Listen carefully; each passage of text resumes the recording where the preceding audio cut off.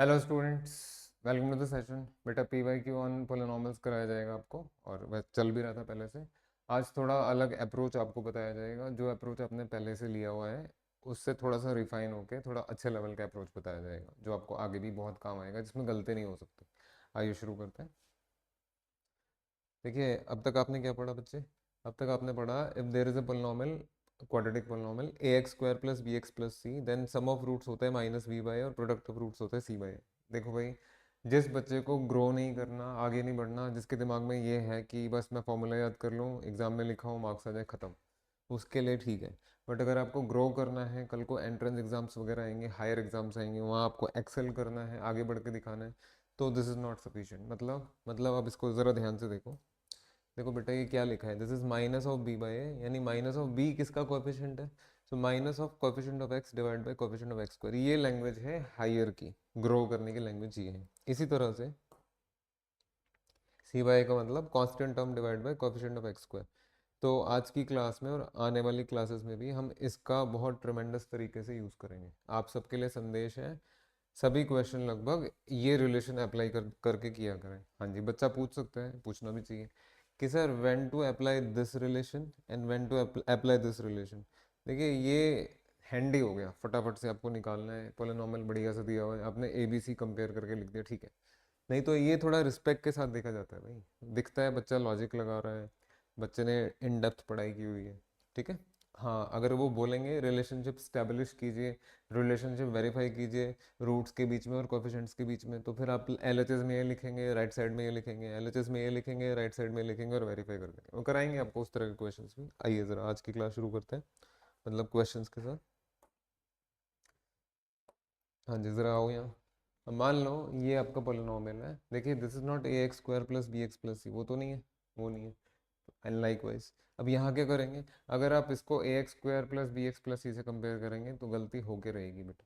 यहाँ आपका a symbol पहले से बैठा है, यहाँ ए बी सी बैठे हैं, लेकिन ऑर्डर अलग है, तो कैसे करेंगे फिर? तो उसके लिए जो मैंने आपको आज बताया, अभी बताया, आ जाओ। हाँ जी, सम ऑफ रूट्स है आपका minus of coefficient of x divided by coefficient of x square. इसी का यूज़ करते हुए मेरे बेटा, यहाँ पे minus of coefficient of x क्या है? Minus of A divide by coefficient of x square is 1। तो ये आपका माइनस ए आ गया, दिख रहा है आपको? तो this would be minus A by 1। सो ये माइनस ए आ गया। इसी तरीके से माइनस ऑफ कोएफिशिएंट, हाँ जी, minus of coefficient of X, so this is minus of minus C divided by B, so this is C by B. But this should be very very very clear, crystal clear, इसमें गलती acceptable नहीं है। ऐसे ही product of roots पे आइए। हाँ जी, product of roots क्या बताया था आप लोगों को? Constant term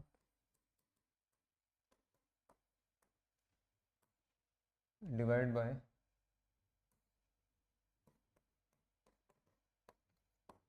coefficient of x square. हाँ जी, यहाँ कांस्टेंट टर्म क्या है बेटा? ये डी हो गया, और कोएफिशिएंट ऑफ एक्स स्क्वायर आपका 1 हो गया, तो बेटा ये तो डी आ गया। कांस्टेंट टर्म ए और coefficient of x square is b, so this is a by b. so this should be clear, this should be crystal clear again।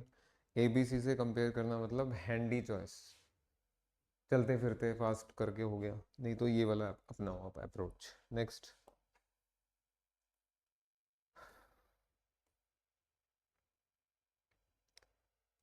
हाँ जी, ये क्वेश्चन देखिए ज़रा।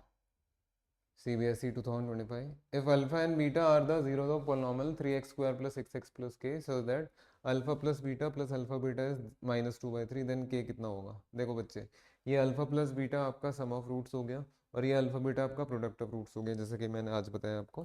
तो अल्फा प्लस बीटा निकालेंगे पहले, sum of roots minus of coefficient of x divide by coefficient of x square. Coefficient of X 6 है, तो this is minus of 6 divide by 3, तो ये -2 आ गया बच्चे। इसी तरीके से प्रोडक्ट ऑफ रूट्स पे आ जाइए। Constant term divide by coefficient of x square, so this would be constant term, यहाँ के हो गया, और कोएफिशिएंट ऑफ एक्स स्क्वायर आपका 3 हो गया, k/3। फाइनली इन दोनों का सम आपका -2/3 दिया है, वो भी देख लो। हाँ जी, ये आपने -2 निकाल के दे दिया, ये आपने k/3 निकाल के दे दिया, इन दोनों का सम -2/3 दिया है। ये हमारा तरीका है करने का।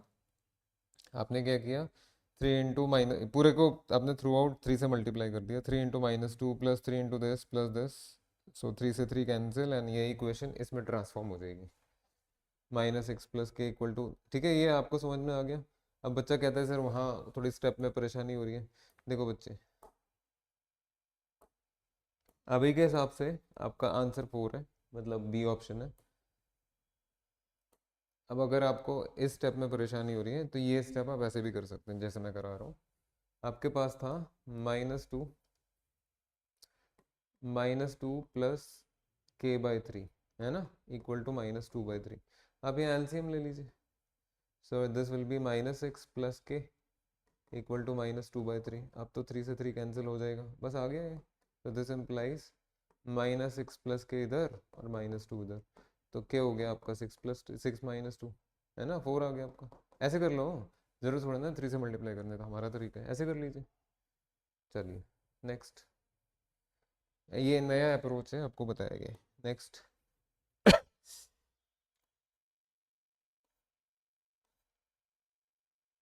हाँ जी, स्टैंडर्ड प्रॉब्लम जिसमें आपको प्रॉब्लम आएगी आएगी।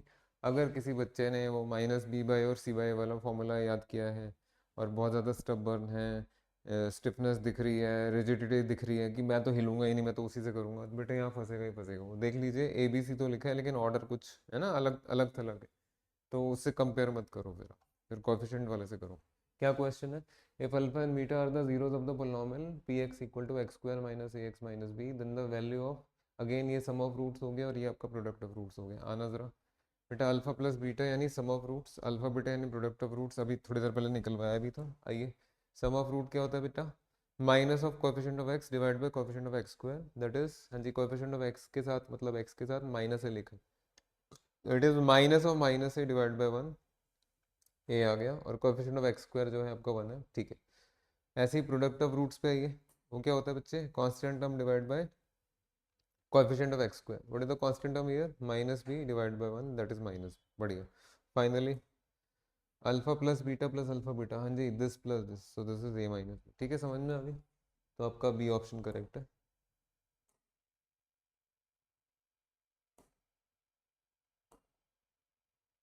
हाँ जी, तो ये आपका बी ऑप्शन करेक्ट है। नेक्स्ट, अच्छे से कर लीजिएगा।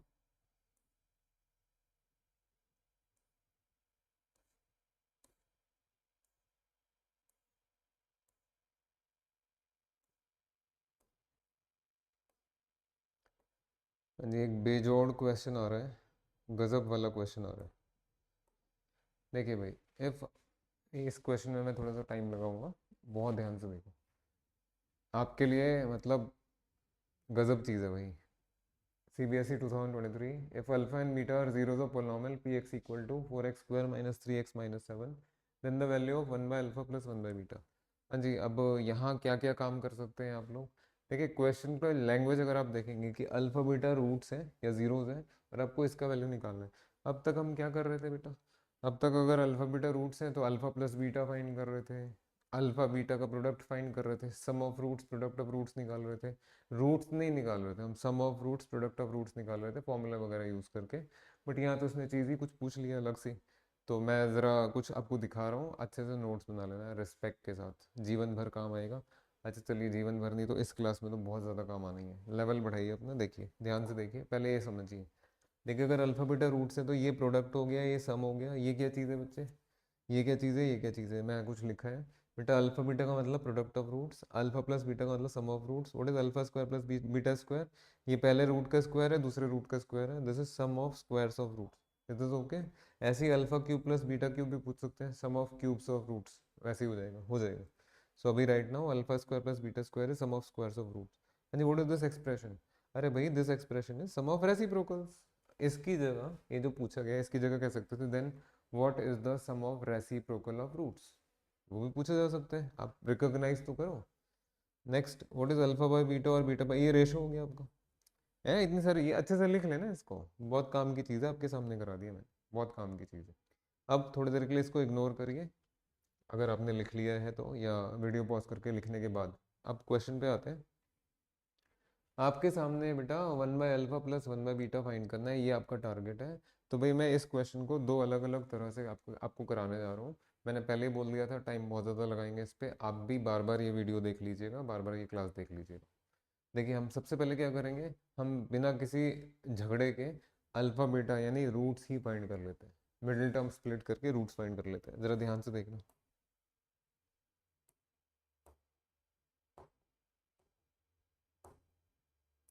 देखो बेटा, ये आपकी फर्स्ट अप्रोच है, अप्रोच नंबर 1। पहले रूट्स फाइंड कर रहे हैं। हाँ जी, 4x² माइनस 3x-7 आपका जो मिडिल टर्म स्प्लिट होके जो जिन दो टर्म्स में स्प्लिट होगा वहाँ पे प्रोडक्ट आपका -28 आना चाहिए, और सम आपका तो दिख रहा है 4 और -7 का सम तो -3 होगा, ये ले लो ना। तो 4x² plus 4x minus 7x-7, तो यहाँ से 4x कॉमन x+1, यहाँ से -7 कॉमन x+1।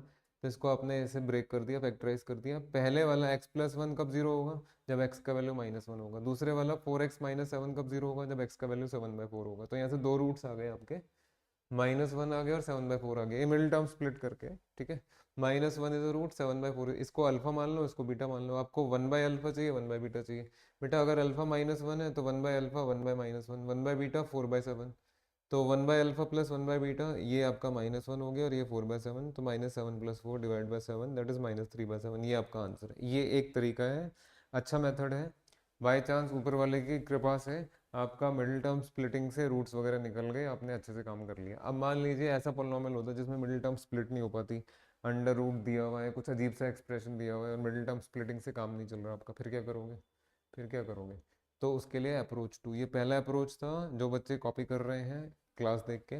बेटा इसको कहते हैं direct approach by actually finding the root. Let me repeat, this approach is direct approach by actually finding the roots. Go for roots. अब वो रेसिप्रोकल पूछे, alpha square plus beta square, कुछ भी पूछ ले अब तो निकाल ही लेंगे, अगर अल्फा बीटा है तो टेंशन की क्या बात है, कोई फॉर्मूला नहीं, डायरेक्टली कर लिया आपने।